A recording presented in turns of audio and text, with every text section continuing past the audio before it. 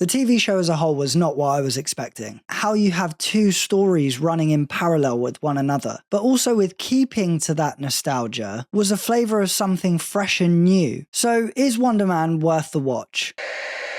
Welcome back to Binge Watcher Hub. On today's episode, we'll be talking about the Disney Plus TV show, Wonder Man. Before I watched the show, I had a lot of people telling me how good it was, but the way they were describing it to me had me a little bit worried, because it's totally not what I would associate a superhero film or TV show to be like. So is Wonder Man worth the watch? Let's talk about it.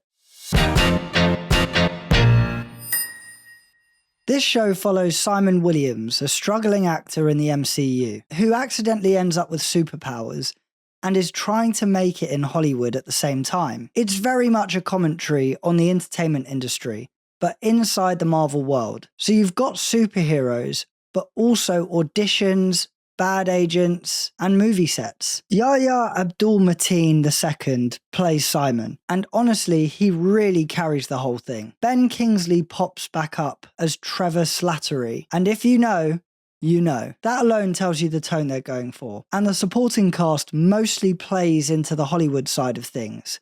Agents, filmmakers, industry types, which adds to the vibe. The core conflict is Simon trying to figure out who he actually wants to be. Does he want to be respected as an actor? Or does he lean into the fact that he's now got real deal powers in a world that already has Avengers? And the industry around him doesn't exactly make that easier. It's very character driven. It's not big, explosive MCU energy every episode. It's more self-aware, kind of provoking at a superhero culture and Hollywood at the same time. It feels lighter, but there's still that identity crisis running underneath it. The resolution focuses more on Simon choosing who he is rather than a massive final battle. It's more personal than epic. If you're expecting endgame level payoff, that's not this. But if you're into character first Marvel Studios, it works. The TV show as a whole was not what I was expecting. Everything that I'd built up in my head for this TV show to be, which was leaning way more towards the worrying side of things, actually turned out to be completely wrong. This TV show is brilliant.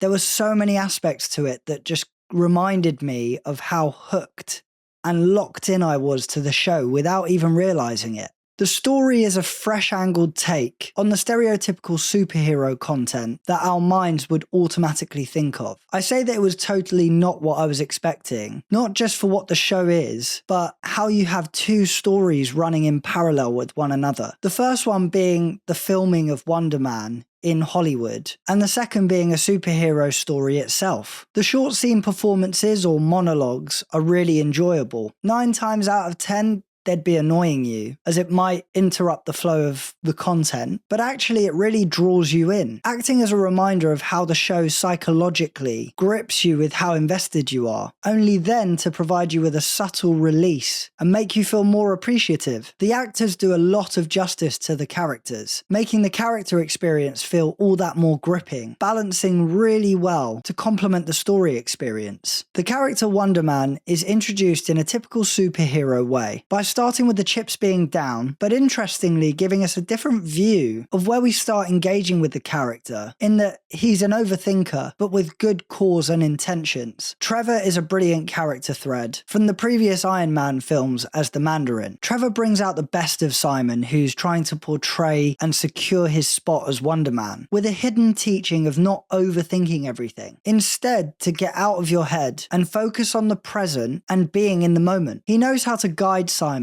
ultimately setting him up to giving a breathtaking performance for his Wonder Man audition. I have to call out Janelle Jackson, who's the agent for Simon. She gives a brilliant performance in the show, providing us with a real stereotypical actor's agent. Joe Pantoliano's reference to The Matrix is a wildly cool inclusion, and one that I hugely appreciated. He also provides that injection of humour with his inclusion of his character. The viewing experience provides a balance of nostalgia with a new flavour injected into the show, which plays to many different aspects that happen throughout this TV show. I really enjoyed the nostalgia around the visual props, such as the Mandalore's glasses from the previous Iron Man films, but also with keeping to that nostalgia was a flavour of something fresh and new. Like with Wonder Man's eye colour being purple, it reminded me of Black Panther, but it also had a subtle hint of red to give that new injection into it. The cinematography was really cool as well because they used different heights, as well as close-ups and faraway shots, as we've typically seen before with superhero films and TV shows, and we cannot get away from mentioning an entire episode in this show that was given to us in black and white picture to make reference to a dedicated flashback in time. I really enjoyed that you got to hear the theme song for Wonder Man, but not in the normal way that we'd be introduced to it. Instead, it was introduced as part of a sequence in parallel to the first track, which was the auditioning that was going on for the filming of Wonder Man itself, acting as if we were getting a sneak peek into that film production. So, is Wonder Man worth the watch? I'm going to say absolutely yes. Without watching this, I'd already built up judgment in my mind towards the TV show, really feeling like I wasn't going to enjoy this, but it was the complete opposite.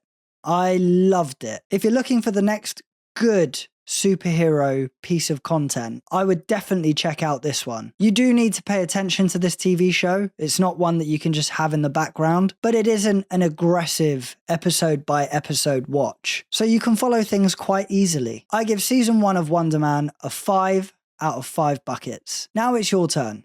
If you've watched season 1 of Wonder Man, what did you think? Did it live up to your expectations or did it miss the mark? And if you haven't watched it yet, is it something that you've got on your watch list? Let me know your thoughts down in the comment section below. As always, don't forget to like, comment and subscribe for more reviews and reactions right here on Binge Watcher Hub. Until next time, happy binge watching.